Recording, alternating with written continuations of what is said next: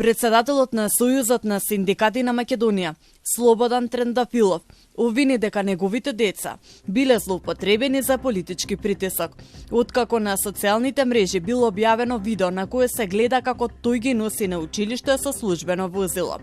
Видеото го објавила пратеничката Дафина Стојановска, а во објавата пишува дека додека синдикатот бара пратениците да одат пеш, тој се вози со службен автомобил. Тој појасни дека возилото му е доделено службено 24 часа на ден и дека има право да го користи за своите потреби. Ако децата не ни се безбедни, заради тоа што бараме зголемување на работничките плати, прашуваме кој е следен. Прашуваме што планираат следно да направат. И прашуваме дали ова е закана и по животот и здравието на нашите најблиски, за тоа што се бориме, а не им се молиме. Тој ги повика надлежните институции да постапат, нагласувајќи дека е загрозена безбедноста на неговите деца. Нормален премиер, наместо да дава изјава дека ова е само почеток, со заканите кон моите деца и кон моето семејство,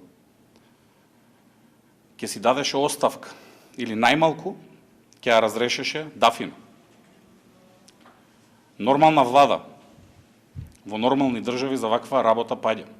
Председателот на ССМ потенцира дека нема да се откаже од барањата за минимална плата од 600 евра и зголемување на останатите плати за 100 евра.